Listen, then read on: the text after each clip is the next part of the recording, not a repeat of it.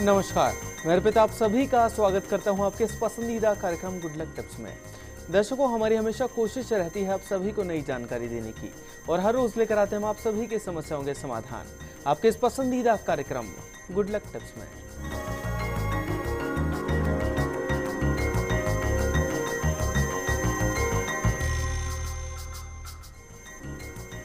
दर्शकों, अक्षय तृतीया आने वाली है, तो अक्षय तृतीया पर मां लक्ष्मी और भगवान विष्णु की पूजा करना आप सभी के लिए काफी लाभदायक सिद्ध होगा। मां लक्ष्मी को प्रसन्न करें तो आप पर हो सकती है धन की वर्षा। तो क्या है अक्षय तृतीया का शुभ मुहूर्त और सरल से उपाय जो कि आपको बना सकते हैं मालामाल, और इसे बताने के लिए हमारे साथ हमारे स्टूडियो में मौजूद हैं जाने माने ज्योतिष आचार्य पंडित मुकेश शास्त्री जी। पंडित जी, आपका बहुत बहुत स्वागत है। जय श्री कृष्णा, जय माता की, जय Shri Hari. Very good morning to all. तो चलिए दर्शकों, देर किस बात की, इस पर विस्तार से चर्चा कर लेते हैं पंडित जी के साथ। गुड लक टिप कार्यक्रम के सभी दर्शकों के ऊपर भगवान श्री हरि का, माँ लक्ष्मी का, माँ बगलामुखी का आशीर्वाद और कृपा दृष्टि हमेशा बनी रहे। आप सभी का कल्याण हो। दोस्तों, आपकी मनोकामनाओं को पूर्ण करने वाला, आपके सपनों को साकार करने वाला, आपके दुर्भाग्य को सौभाग्य में बदलने वाला, आपको धन से मालामाल बनाने वाला, आपको धन कुबेर बनाने वाला, सुयोग्य जीवन साथी दिलाने वाला एक खास दिन शुक्रवार को आ रहा है। जी हां दोस्तों, शुक्रवार दिनांक 28 अप्रैल सन 2017 को अखंड सौभाग्य दिलाने वाला अक्षय तृतीया अर्थात आखातीज का पर्व मनाया जाएगा। दोस्तों, इस बार की आखातीज यानी अक्षय तृतीया अति शुभ योग, सौभाग्य योग में आ रही है और मां लक्ष्मी के प्रिय वार शुक्रवार के दिन आ रही है। अतः इस बार की अक्षय तृतीया यानी आखातीज आपकी संपूर्ण मनोकामनाओं को पूर्ण करने वाली रहेगी। आपको आपके अभीष्ट कार्यों में सफलता दिलाने वाली रहेगी। वैशाख मास के शुक्ल पक्ष की तृतीया तिथि को अक्षय तृतीया कहा जाता है। अक्षय तृतीया पर्व को कई नामों से जाना जाता है। इसे आखातीज भी कहते हैं, वैशाख तीज भी कहा जाता है, सौभाग्य दिवस भी कहा जाता है क्योंकि सौभाग्यशाली दिन होता है, इसलिए सौभाग्य दिवस भी कहते हैं। इस तिथि का जहाँ धार्मिक महत्व है, वहीं यह तिथि जो है व्यापारिक रौनक बढ़ाने वाली भी मानी गई है। व्यापार जो है गुलजार हो जाता है, धन की वर्षा होने लगती है। आखातीज के दिन स्वर्णादि आभूषणों की खरीद फरोख्त को बहुत ही शुभ माना गया है। नया वाहन लेना हो, गृह प्रवेश करना हो, आभूषण खरीदना हो, विवाह के लिए तो बड़ा ही अबूझ सावा माना गया है। इन सब कार्यों के लिए इस तिथि का विशेष उपयोग किया जाता है। शास्त्र कहते हैं कि ये जो तिथि है आखातीज की, सभी के लिए जीवन में अच्छे भाग्य ला सकती है, सफलता लेके आ सकती है। इसीलिए लोग जितने भी हैं, जमीन जायदाद संबंधी कार्य, शेयर मार्केट में निवेश, रियल एस्टेट के सौदे या कोई नया व्यापार शुरू करने जैसे काम भी आखातीज के दिन करने की चाह रखते हैं। आखातीज एक ऐसी तिथि है जिस पर लग्न के लिए कोई मुहूर्त की आवश्यकता नहीं है, अबूझ कहा जाता है। इस तिथि पर सभी विवाह शुभ घड़ी में हुए माने जाते हैं। यही कारण है इस तिथि पर सर्वाधिक विवाह के आयोजन होते हैं। इस पर्व को यानी आखातीज के पर्व को भारतवर्ष के समस्त त्योहारों में की श्रेणी के अंदर सबसे खास माना जाता है। अक्षय तृतीया पर्व वैशाख मास के शुक्ल पक्ष की तृतीया तिथि के दिन मनाया जाता है। अक्षय तृतीया के दिन, आखा तीज के दिन स्नान करना, दान करना, जप होम करना, अपने सामर्थ्य के अनुसार जितना भी किया जाए उतना ही आपको अगले जन्म में मृत्यु के पश्चात अक्षय रूप में प्राप्त होता है। ऐसे जातक जिनके अटके हुए काम नहीं बन पाते हैं या व्यापार में लगातार घाटा होता है, किसी कार्य के लिए कोई शुभ मुहूर्त नहीं मिल रहा है, तो उनके लिए कोई भी नई शुरुआत करने के लिए आखातीज का दिन बेहद शुभ माना गया है। आखातीज के दिन ही बद्रीनारायण धाम के पट खुलते हैं। श्रद्धालु भक्त प्रभु की अर्चना वंदना करते हुए विविध नैवेद्य अर्पण करते हैं। आखातीज सुख, शांति और सौभाग्य में निरंतर वृद्धि करने वाली है। इस परम शुभ अवसर का जैसा नाम वैसा काम भी है, अर्थात अक्षय, जो कभी क्षय नहीं हो, जो कभी नष्ट न हो, ऐसा अक्षय पुण्य प्राप्त होता है। दोस्तों, आखातीज को युगादि तिथि भी कहा जाता है। वैशाख मास में भगवान सूर्य की तेज धूप तथा प्रचंड गर्मी से प्रत्येक जीवधारी भूख प्यास से व्याकुल हो उठता है। इसलिए इस तिथि में शीतल जल, कलश, चावल, चने, दूध, दही, खाद्य और पेय पदार्थों सहित वस्त्राभूषणों की दान करना अक्षर अमिट पुण्यकारी माना गया है। वैशाख मास के शुक्ल पक्ष की तृतीया को आखातीज के नाम से हम जानते हैं। महर्षि गुरु परशुराम का जन्म भी इस दिन होने के कारण इसे परशुराम तीज या परशुराम जयंती भी कहा जाता है। आखातीज के दिन तीर्थ स्नान करना गंगा स्नान करने का भारी महत्व है और विशेष तौर पे आखातीज के दिन स्वर्गीय आत्माओं की प्रसन्नता के लिए कलश, पंखा, खड़ाऊ, छाता, सत्तू, ककड़ी, खरबूजा आदि फल जो होते हैं, शक्कर आदि जो पदार्थ होते हैं, किसी ब्राह्मण को दान करना चाहिए। दर्शकों, अक्षय तृतीया का शुभ मुहूर्त क्या है और उसका महत्व क्या है, चलिए ये भी जान लेते हैं पंडित जी से। आइए दोस्तों, सबसे पहले ये जान लेते हैं कि इस बार अक्षय तृतीया यानी कि आखातीज 28 अप्रैल शुक्रवार के दिन मनाई जाएगी या 29 अप्रैल शनिवार के दिन मनाई जाएगी। बहुत इंपॉर्टेंट टॉपिक है, इस बार बड़ा कंफ्यूजन है, इसलिए मैं आपको विस्तार से इसके बारे में बताना चाहता हूं। ध्यान से सुनिएगा। वैशाख मास के शुक्ल पक्ष की तृतीया युगादि तिथि मानी जाती है।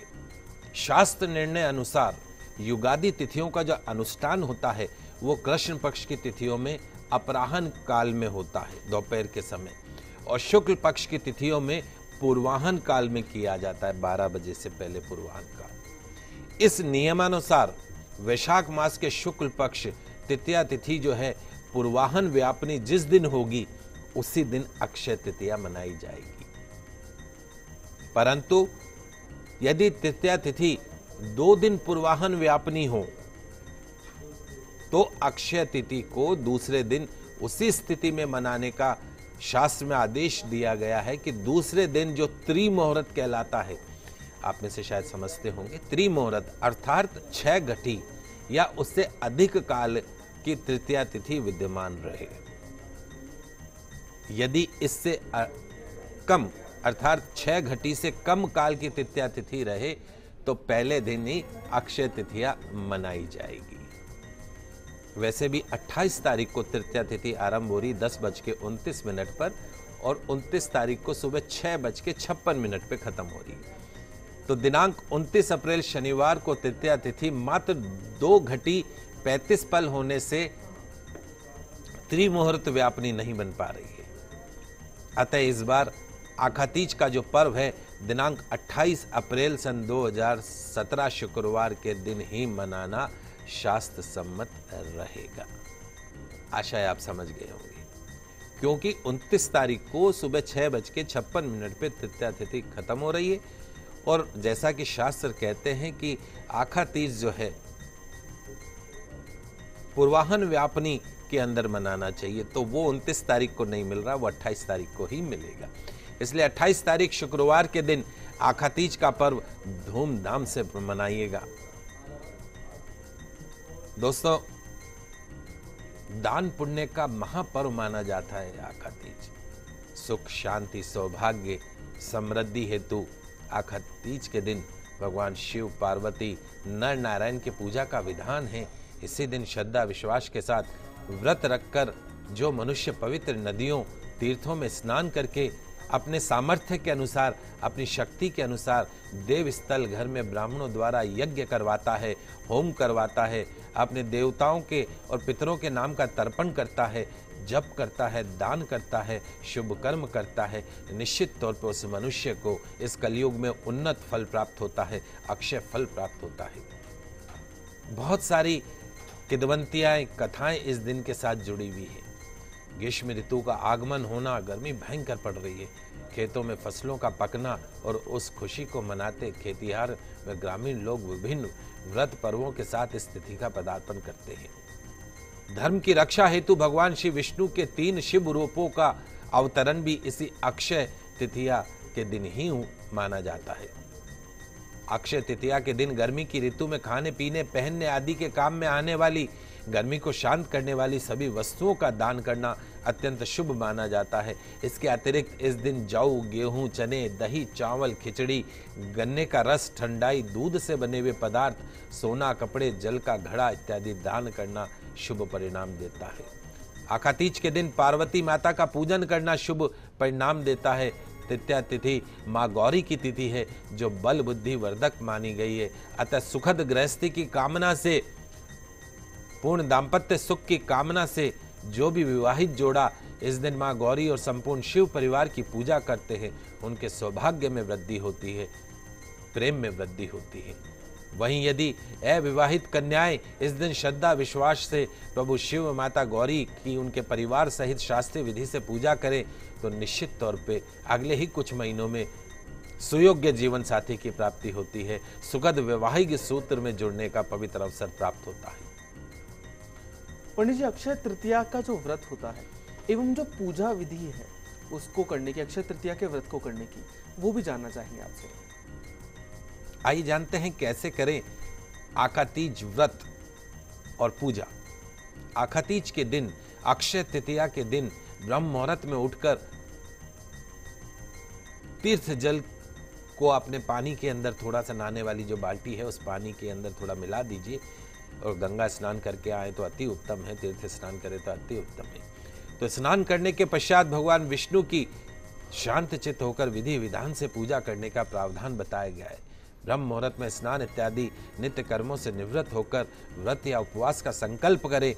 पूजा स्थान पर भगवान विष्णु भगवान की मूर्ति या चित्र स्थापित करके पूजन आरंभ करें। भगवान विष्णु को पंचामृत से अभिषेक कराएं। तत्पश्चात में उन्हें चंदन पुष्पमाला अर्पण करें। षोडश उपचार पूजा करें। नैवेद्य में जौ या गेहूं का सत्तू, ककड़ी, चने की दाल अर्पण करें। पूजा के पश्चात माँ लक्ष्मी और भगवान विष्णु की प्रसन्नता के लिए इन बेहद सरल मंत्रों का जाप करें। यही आप पूजा के दौरान सामग्री चढ़ाते वक्त भी कर सकते हैं। लक्ष्मी मंत्र के लिए बोल सकते हैं ओम महालक्ष्मी नमः, ओम महालक्ष्मी नमः, और भगवान विष्णु की प्रसन्नता के लिए बोल सकते हैं ओम विष्णवे नमः। पूरे दिन भर ओम विष्णवे नमः, ओम महालक्ष्मी नमः, ओम विष्णवे नमः, ओम महालक्ष्मी नमः, इस मंत्र का जाप करते रहिए। भगवान विष्णु की, माँ लक्ष्मी की आराधना करते रहिए। इन मंत्रों के जाप के साथ में भगवान विष्णु की कथा और विष्णु सहस्रनाम का पाठ कर सके तो अति उत्तम है। पूजा समाप्त होने के पश्चात माँ लक्ष्मी और भगवान विष्णु की आरती करके सुख समृद्धि की कामना करें। सुख, शांति और सौभाग्य समृद्धि हेतु आखातीज के दिन विशेष तौर पे भगवान शिव और माँ पार्वती जी का पूजन भी आपको करना है, ध्यान रखिएगा। फल, फूल, बर्तन, वस्त्र आदि दान करके ब्राह्मणों को दक्षिणा दीजिएगा। ब्राह्मण को भोजन करवाना भी कल्याणकारी समझा जाता है। सत्तू अवश्य बनाएं और सत्तू अवश्य खाइए। नए वस्त्र, नए आभूषण पहनिए। अलमारी में, लॉकर में जो आप ला के रख देते हैं, अपने जीवन भर की कमाई से आभूषण खरीद के लाते हैं और ला के उसको लॉकर में रख देते हैं। मेरी बहू पहनेगी, बहू की बहू पहनेगी, ऐसा क्यों? जब भी ऐसे पवित्र त्योहार आए, सुहागिनों को चाहिए कि अगर लॉकर में से निकाल के लाएं, अच्छे वस्त्र पहने और सुंदर वस्त्रों के साथ में सुंदर गहने भी धारण करें। निश्चित तौर पे उससे आपका सौभाग्य बढ़ता है। आप त्योहार के दिन ऐसे ही रहेंगे और वो आपके जो सोने जावरात के जो गहने हैं वो सब लॉकर में पड़े रहते। ऐसी मानसिकता को बदल दीजिए। आप गौ माता का दान कीजिए, जीवन सफल हो जाएगा। भूमि दान कर सके तो अति उत्तम है। स्वर्ण दान कर सके वो भी अति उत्तम माना जाता है। दान का महत्व है। गौदान कर सके उसके बराबर कोई दान नहीं है। और संभव हो, यदि आप चाहते हैं कि यदि आपकी बच्ची का विवाह नहीं हो रहा है, सुयोग्य जीवन साथी की प्राप्ति नहीं हो रही है, लाख प्रयास करने के बाद भी बात बनती नहीं है, और यदि आप चाहते हैं कि आपकी बच्ची का वैवाहिक जीवन सुखमय रहे, तलाक जैसी परिस्थितियों का सामना न करना पड़े, तो उसके विवाह से पहले इस आखातीज के ऊपर, इस अक्षय तिथि के दिन किसी छोटी कन्या का, छोटी इन द सेंस कि पूर्ण आयु के अंदर हो, लेकिन गरीब कन्या का कन्यादान कर देना, आपकी बेटी कभी भी दुख नहीं पाएगी, सुयोग्य जीवन साथी की प्राप्ति होगी। किसी गरीब कन्या का कन्यादान करो, फिर अपनी बेटी की शादी करो, आप देखिएगा आपकी बेटी को जीवन में कोई दुख छू भी नहीं सकता है। ये बहुत पवित्र दिन आ रहा है आखा तीज का। गौदान कीजिए, कन्या का दान कीजिए, इससे बड़ा क्या दान है। कोशिश कीजिएगा। बसंत ऋतु के अंत और ग्रीष्म ऋतु का प्रारंभ का भी दिन माना जाता है, इसलिए आखा तीज के दिन जल से भरे हुए मटके, घड़े, कुल्हड़, सकोरे, पंखे गौशाला चले जाइएगा। वो बेचारी जो गाय हैं गर्मी में मर रही हैं, और कुछ नहीं तो एक पंखा खरीद के 500-700 रुपए का आएगा, एक पंखा खरीद के लगा दीजिएगा वहां पे। क्या जाएगा आपका। आप इस मौसम के अंदर एसी में सोते हैं, आपको पंखे चाहिए, एसी चाहिए, लेकिन उस जीव का भी तो सोचिए कि क्या हम उसके लिए एक पंखा नहीं लगा सकते हैं। कोशिश कीजिए आखा तीज पे गौशाला जाएं और वहां 1, 3, 5, 7 जितने भी आपकी इच्छा है पंखों का दान करके आए। खड़ाऊ, छाता, चावल, नमक, घी, खरबूजा, ककड़ी, चीनी, इमली, सत्तू इत्यादि गर्मी में जो भी लाभकारी वस्तु आपको समझ में आती, उनका दान अवश्य कीजिए। आपको मनुष्य जीवन मिला है दान करने के लिए, कोई जीव जनावर थोड़ी ना दान कर सकता है। देवता भी दान नहीं कर सकते, भगवान भी दान नहीं कर सकता। इस पृथ्वी के ऊपर आप दान कर सकते हैं। कितना बड़ा आपका दान का महत्व है। लेकिन हम रोटी खा लेंगे, दूसरे को क्यों खिलाएं, ऐसी सोच नहीं। आखा तीज के दिन ब्राह्मण को बुलाइएगा, भोजन करवाइएगा, जरूरतमंद को दान कीजिएगा, गौ सेवा कीजिएगा। फिर देखिए कैसे आपके घर के अंदर दुख प्रवेश करता है, कर ही नहीं सकता है। आपके बच्चे सौभाग्यशाली रहेंगे, उनका जीवन में हमेशा उन्नति बनी रहेगी। इसके अलावा आखा तीज पर चूंकि आपके जो पितर हैं, पूर्वज हैं, वो पृथ्वी के निकट आते हैं, अक्षय तृतीया पर्व पर मनुष्य को सबसे अधिक कष्ट होने की संभावना होती है। हम पर चूंकि हमारे पूर्वजों का ऋण है, जो हमारे फोर फादर्स हैं, अगर हमारे माता पिता मौजूद हैं और अगर जो मौजूद नहीं हैं, उनका बहुत ऋण है। ईश्वर चाहता है, भगवान चाहता है कि हम उनके ऋण को चुकाने के लिए प्रयत्न करें। इस हेतु अक्षय तृतीया पर, आखा तीज पर पूर्वजों के लिए तिल का तर्पण करने की आवश्यकता होती है। तृप्त होते हैं उससे, आशीर्वाद दे के अपने लोक को लौटते हैं और पितरों के आशीर्वाद से आपके जीवन में कभी किसी तरह का कष्ट नहीं आता है। आखा तीज के दिन बद्रीनाथ नारायण धाम के पट खुलते हैं। भक्त जनों को श्री बद्री नारायण जी का चित्र सिंहासन पर रखकर मिश्री और चने की भीगी दाल से भोग अवश्य लगाना चाहिए। तो दर्शकों फिलहाल के लिए वक्त हो चला एक छोटे से ब्रेक, आपका ही मजा आएगा। जल्द वापस हाजिर होता है आपके इस पसंदीदा कार्यक्रम गुड लक टिप्स में।